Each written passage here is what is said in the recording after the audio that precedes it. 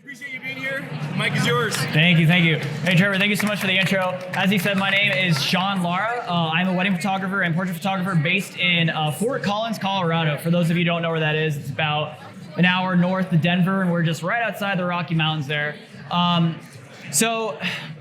first want to say thank you to MagMod for letting me speak here. This is, I think, my third or fourth time speaking at the booth, and I'm very proud and humbled to call myself a MagMod ambassador.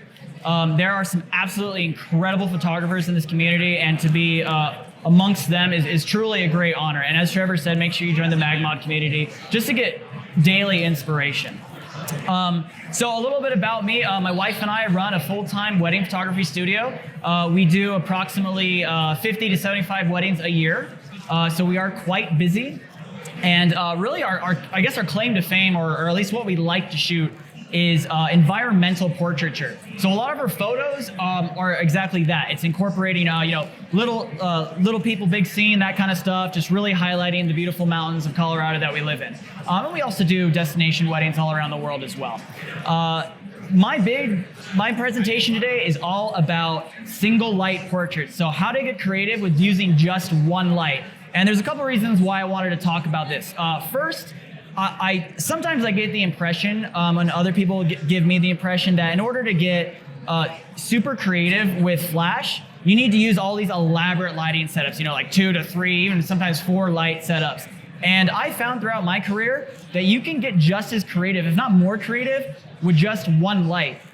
And not only that, for the majority of the weddings I shoot as a solo shooter. I almost never have an assistant. In fact, 9 out of the 10 weddings I shoot are completely by myself.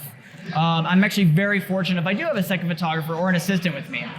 So that's one reason why I wanted to talk about single lights and why I use single light setups so much. And the other reason is because almost all of these wedding photos that you're gonna see today are shoots that I've done at real weddings. Sometimes I don't have a lot of time with the bride and groom, so I don't have time to set up a light here, a light there, okay, and pose you. I'll only have maybe 15 minutes sometimes. So I want to show you guys exactly how easy it can be and how creative you can get with just one light. So we're going to start. Here's a photo from an engagement session I did. And typically when I'm using flash outdoors, it's because I'm trying to underexpose my ambient light. So if I were to have shot this image, just natural light, angling up towards the sky like this, all these leaves, all this sky would be completely blown out. I would get absolutely no detail in any of this up here. So what I use is, in this case, I use the MagSphere, which is this little guy right here, AKA the Mag Boob. I didn't name that. It was a nickname someone else named, but it makes sense, obviously. And just almost full power to really, I'm exposing for my highlights. So I'm taking a light meter reading of my sky, and then I'm adjusting my flash power accordingly to have an even exposure. Another MagSphere example, this was shot in Rocky Mountain National Park, my main stopping grounds. I have one light on a MagSphere on a light stand to camera left, and then I did let's go on a little walk, a little adventure through the mountains kind of shot. So again, adjusting for my highlights. So I'm adjusting for the sky right here, take a light meter reading of that, and again, adjust my flash output accordingly. So another example of just one light with the MagSphere again. I love doing backlit shots. And if you guys are on my photo walk tomorrow, I'm gonna talk a lot about this, but the thing with backlit shots is they're incredibly easy to do, and they will make you look like a superstar. Your clients, when you show them the back of the camera, they're gonna be like, holy crap, that is amazing. 9 out of 10 times they will say that. Occasionally I'll get the, oh yeah, that's pretty cool. Which is like, all right, well, I'm kind of proud of this, so whatever. But 9 out of 10 times they're like, whoa, that's so awesome. And one of the situations where I really like to use backlight, or a strong backlight, is like when it's raining or when you have a nice fog or mist just like this. It's really gonna help accentuate the little raindrops, or otherwise turn kind of a boring scene into something really magical. And by the way, if anyone has any questions, quick questions, feel free to kind of cut in real quick and let me know. But so the light is always on a stand. So every single photo I'm going to show you, I have the light on a stand. Yeah. Yes. Yeah, so that is the MagSphere, just about 10 feet behind him, and I specifically used the sphere because I wanted it to throw light everywhere. So and I'm going to show you in this next shot where I'll actually use the grid as opposed to the sphere. So same exact concept, right? I actually originally had shot this wide because they were under like this big tree, and I wanted to use the MagGrid just to control the spill of my light and just get a little bit of light on the tree, the overhanging branches there, and just on them. But when I actually shot it tight, I liked the effect a little bit more because I love that compression and that little shallow depth of field in the background. So this was actually snow. This wasn't rain. This was a shot I did in December, again at a wedding near Rocky Mountain National Park. And I'm just using one grid, one flash again, and just pointing it right at the couple, right at their heads. And this is about, again, 10 feet behind them. There's no sphere? No sphere, just the grid on this guy. Yep, sometimes I will use the sphere and grid combo, and I do have a couple examples in this slideshow of when I would use that. Another question. Yes? About how high do you keep the light? Is it like chest high or more if they're... So she's asking about how high I'll have the flash, and typically it depends on my intent, but my go-to is just to have it about head level. Because especially with the grid, it has such a narrow beam of light, and for those of you who don't know what the grid is, this is what it is. It's controlling the spill of light, right? So if you were to have it like down here and pointed at them, you'd get maybe this section illuminated and nothing would happen up here. So yeah, I have it directly pointed at their head at head level. Yeah. Okay, so here's, we're gonna go back to the whole ambient light versus off-camera flash thing and why it's important. So here's a shot, this was actually just a test shot. Obviously it's not anything special, but this is just an example of a wedding I shot in Charleston, South Carolina. And this was just, again, a test shot, and I wanted to show you what we're looking at ambient light here. So I'm taking a light meter reading, I'm exposing for a proper exposure on their face, right? So this is I took a light meter in their face. Their faces are properly exposed, right? But the sky, as you can see, is completely blown out. Not exactly the most appealing photo. If I were to shoot with like a 7200 and shoot super tight on them, yeah, the light would be super soft and natural on their face. But again, I'm an environmental portraiture enthusiast. I want to show off the whole scene. So took a light meter reading for the sky, used a MagSphere, it filled in the flash accordingly, and this is my result. So pretty dramatic difference, huh? Yeah. And this is exactly the reason why, you know, I am a big proponent of using off-camera flash, exposing for highlights, and just creating an otherwise, in some cases, a boring scene into something magical.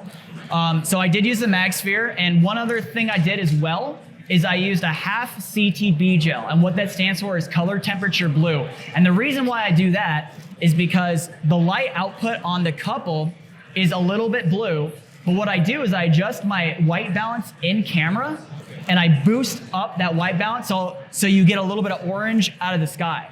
So as you can see, the light output on them is probably roughly maybe 5,000, 5,500 Kelvin, but I'm actually shooting at about 9,000 Kelvin right now. So that's why I love using those color shifting gels, and I use CTBs and CTOs. So here's another example of using a CTB. This was actually a shot I think about 5:30 a.m. in the morning. So we had to hike into this spot. This is a spot in Rocky Mountain National Park that we did hike to. So I actually shot a wedding the day before in Estes Park, got done at about 11, drove down the mountain to pick up my wife. Then we drove back straight up to Rocky Mountain National Park to do this.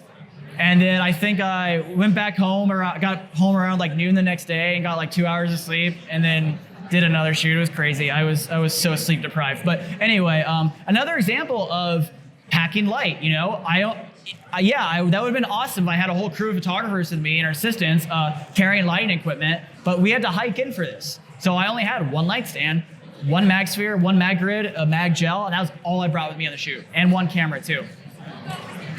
You'll go with me next time? Okay.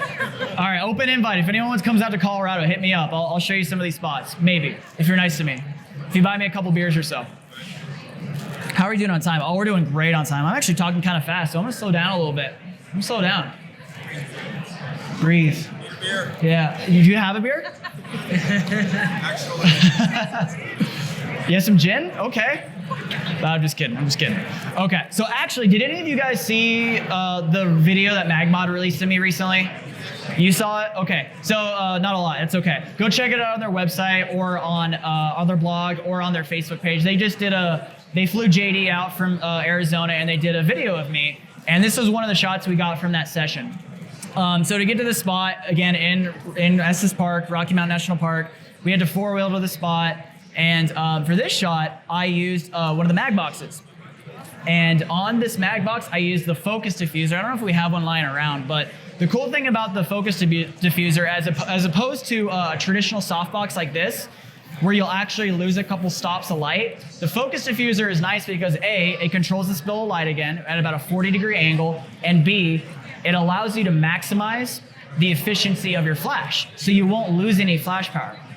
So I absolutely love the mag box for that reason.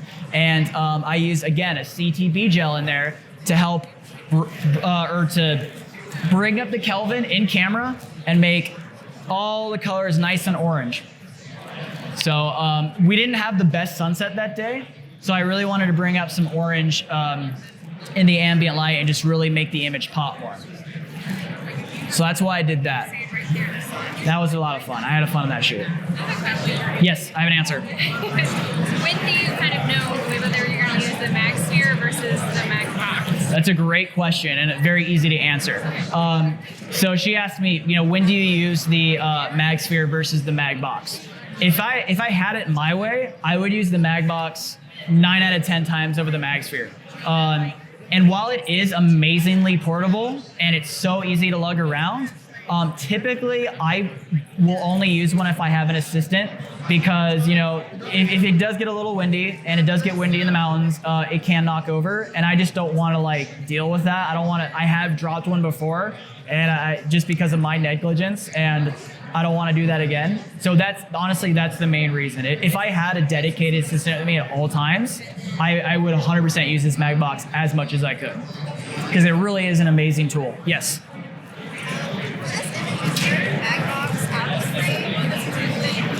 So that's actually a very good question. She was asking that in this frame, is my mag box in frame, or is it out to the side? A lot of times, I will actually have whatever it's MagSphere, my mag box in frame as close to the couple as possible, and then I'll clone it out in post. And the reason why we do that is, does anyone, you guys I'm assuming all know what makes soft light, right? If you don't, I'm gonna answer for you right now. Basically, you get soft light from large light sources, right? So the larger your light source, the softer your image is gonna be. Now, as wedding photographers on location, we don't have the luxury to bring out, giant 72-inch soft boxes with us, right? It's just impractical. So one way we can replicate that soft light feel is by bringing it as close to the couple as possible. And on these environmental portraits, yes, sometimes that means that you have to clone it out in post. And I'm okay with that because I'm not shooting every single photo like that. It's mainly my money shots like this, where I'm shooting it with the intention that later in post, I'm gonna clone it out. So that's a great question. Thank you for asking that. Yes? When we gel a photo, it's a creative choice, but can you explain your thought process using CTV versus CTO? Yeah, so he's asking, kind of when do I make the conscious decision to use a CTV gel versus a CTO gel? And really, all it comes down to is what the colors in the sky are doing. So if I'm kind of having a lackluster sunset, not a lot of color in the sky, I might use that CTB gel to boost up some of those oranges and make those oranges that are maybe there a little bit pop and really bring them to life. If I want to replicate kind of like a blue hour look, I don't know if you guys were here for Angie's presentation before mine, she was talking about blue hour. If I want to replicate that blue hour look, I'll use a CTO gel and do the exact opposite. I'll shoot it at super low Kelvin, and I'm putting out orange light from the CTO on my flash to make it that kind of bluish feel. Yeah, yes. So I think I shot this at around 9,500K. Yeah, so pretty orange. But again, because I'm using the CTB, it's putting out blue light. And that is something that's worth noting, is you have to use the specific color balancing gels. Not just you can't just get a blue gel and do that. It won't have the same effect. So, okay. So here's another example, again, of one light.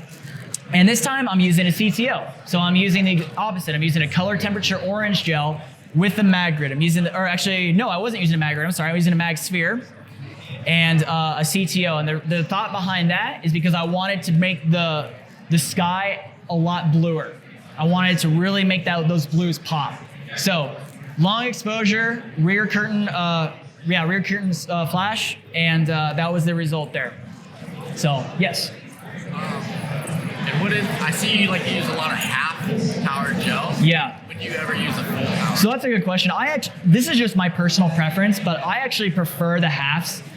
Sometimes I find that the fulls are just a little too much, and it actually starts to look a little bit unnatural when you start shifting the sky that much. Some people that are really good at using the fulls are like Justin Haugen, Christine Diaz, Jared Gant's another one. Hi, Jared. He's actually over there. They're really good at using the fulls. I just personally prefer the halves. It's just from experimentation, and I encourage you all to experiment as well and see what you guys prefer, but I've just found the halves work a little bit better. I actually wish they came out with a 3/4, because that would be really cool.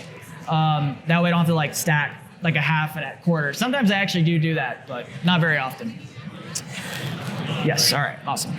Okay, so here's one where I actually used a color correcting gel, not because I wanted to correct the ambient light, but just because I loved the color output. So I did this session in Antelope Canyon a couple of years ago, which is Page, Arizona, and I brought them down into this canyon. And what I was noticing is, it's such a beautiful location, but when I was shooting with natural light, I was getting some really weird color casts from the rocks, because the light was just coming down from the top, hitting the rocks, going back on them. And I was thinking to myself, if I keep shooting natural light, I'm going to be in post-production for hours. I don't want to deal with this. So I was kind of playing around with some lighting techniques, and eventually I saw this little corridor of where you just we had some foreground layering elements. And I decided I'm gonna make a silhouette. And what I did is I placed a MagSphere and a full CTO directly behind the couple, created a nice strong highlight, underexposed in camera to get this nice silhouette. And this is actually a technique I use all the time. One of the biggest requests that we get is, hey, Sean, we really want to do a sunset photo. We're hoping for that awesome sunset photo. That's what we're banking on. And as you guys know, as photographers, Mother Nature doesn't always want to cooperate. We don't get kick-ass sunsets every single time we're at a wedding. So sometimes I'll do these shots that almost replicate a sunset. And no matter what, I can leave a wedding feeling confident that I satisfied my client's expectations, and let them walk home with a photo that they're gonna love. So yeah, what's up? Aim that to the couple or to the wall? So when I'm doing silhouettes, he's asking where I was aiming the flash. When I'm doing silhouettes, I will typically aim it directly at the wall behind it, because I'm creating a strong highlight behind them to create that silhouette effect. And like I showed you earlier in a couple photos ago, or actually this one, yeah, I pointed it at the couple to get that nice little rim lighting on them, as opposed to here where there is no rim light on them. It's just that nice black silhouette. Yeah. Cool. Yes. What's your go-to? Oh, sorry. What was it? What's your go-to power on your light? So she's asking me what my go-to flash power is. It depends on my ambient light. So if I'm shooting in a scene where I'm outside and there's still ambient light, from the sun, I'm gonna use full power for sure. If I'm shooting somewhere in a dark cave like this where there's not a lot of light, I might shoot at an eighth of a power. And I typically use 8200s, which are the 200 watt pocket strobes by Flashpoint. Or Godox. So those crank out quite a bit of power. Yeah. Yes. Do you have a tripod for the flash? Do I have a tripod for the flash? No, I use light stands. So light stand. Do you know what a light stand is? Yeah. So basically a light stand is the equivalent of a tripod, but specifically for your flash. So this is what a light stand looks like. Yeah. So this is exactly the same setup I use. Yeah. Okay. There we go. Okay. Another example of just some backlighting. They get a little bit of a silhouette effect on them, except this time I am pointing the flash directly at them. I'm using a MagSphere to throw that light everywhere. And this is a quarter CTO because I wanted just a little bit of a pop of orange to help create that contrast between the between the lighting here and the blue sky. And this screen, it's a little hard. Actually, I guess if you look right here, you can see a little bit better. But yeah, that's the main reason why I use the CTO here, was not because I wanted to have the color correcting effect, but just because I wanted to have that nice contrast between the blue in the sky and then the orange right here on the couple. Yeah. Yes. Okay. So sometimes I'll use, or not sometimes, a lot of times I will use flash on details. So this is an example, perfect example where I'll use flash on details. So I'm using 2 MagGrids here. So I have 2 of these stacked on each other. And the reason is the more grids you stack on top of each other, the more focused your beam of light becomes, and the more control you have. And I didn't want any light, or as little light as possible, to spill on the background. So that's why I used 2 here, because I wanted to really pick up the colors from this sparkler and then just focus my light on the ring right here. So that's an example of when I'll use lights for detail shots too. And same exact thing here. I used 2 MagGrids on my 8200, and I had the flash positioned vertical like this, so I get as little spill on these pilings of wood as possible, or whatever these pillars, whatever you call them, the framing of the window.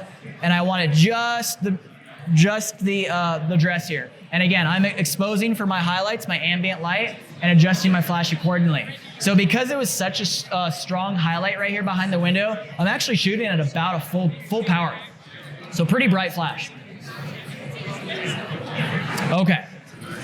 So here's another example, and actually not another example, here is an example of where I use a MagSphere, a MagGrid, and a MagGel all at once. Now, so I get this question a lot, like, Sean, why do you use the MagSphere and the MagGrid together? Because I thought that the MagSphere throws light everywhere, and then the MagGrid controls the spill of light. So what's the point of using the 2 together? And the reason is this, is not only does this MagSphere throw light everywhere, it also has some very good diffusion properties on it. So you're actually gonna get better quality of light if you're using this on top of your flash, as opposed to like just a grid and your flash. So you'll see, quite frequently, this is my most popular lighting setup, is the sphere, the grid, and the gel. And so the particular reason why I wanted to use the grid on this shot as well is, you can't really tell in this photo, but I originally had shot this wide, and they're standing on a bunch of really cool looking rocks. So I shot it wide, and I didn't want any of that light to spill on those rocks in the foreground. So that's why I lit it that way. And again, using a CTB gel to really bring out some of those orange in the sky, expose for my highlights, adjusting my flash power accordingly. And that's the magic we made there. So any questions on that? I know it's kind of a lot to process at once, so. Can you show us MagSphere, MagGrid, and MagGel like together? Like, what does it look like? Yeah, so she was asking what that looks like, and it looks just like this. So, flash, MagGel, MagGrid, MagSphere. Boom, little sandwich. MagMod sandwich for you guys. I'm gonna coin that term, MagMod sandwich. That's mine now. It's trademarked already? Damn. All right. Okay. Was that single shot or composite? Single shot. Nice. I'm not big on composites. I do a couple, but most of my photos, almost every single one of my photos, I try to get as perfect out of the camera as I can. Yeah. Okay, I think that's the last one. Yeah, okay, last photo. Another shot where I kind of had to hike a little bit too. Again, I don't have a lot of gear because I simply can't do it. This is actually one of the most sketchiest shots I've ever done because I'm balancing my light stand on this rock right here. And it was the sketchiest thing I've ever done with a light stand for sure. And actually it was because of this particular photo, I went out and bought the Savage Multiflex. If you guys haven't seen it, it's pretty sweet. It's basically an adjustable light stand where you can adjust the legs. It is so cool. And I am in love with it now. But anyway, same exact thing here. MagSphere, MagGrid, half CTB. I used the MagGrid because I didn't want any light to spill or as little light as possible on this rock. Just wanted to highlight them. Used the MagSphere just to get that little bit of a diffusion. And then I used the MagGel again to bring out some of the orange in my ambient light right here. And exposed to the highlights, that was the result. Yeah. And that's it. That's it, guys. So thank you so much. Thank you so much for stopping by. I really appreciate it. If you guys have any questions, Here's my contact info. Please take a photo of that if you want to reach out to me at any time. I also have cards on me too. Again, like Trevor was saying in the beginning, please join the MagMod community on Facebook. It's an absolutely fantastic resource. I'm going to be hanging out here at the booth for about 15 more minutes or so if you guys want to have some one-on-one time with me, if you want to have any questions. We have an amazing speaker next. His name's Chad Winstead. He's going to be talking about the Mag Beam and how he uses that, as well as some beard care tips. He has a phenomenal beard, and he's going to be talking about his beard as well. So please stick around for that as well, guys. Thank you so much. That was amazing. Sean, you're awesome. Thank you so much. Yes, thank you so much, Trevor.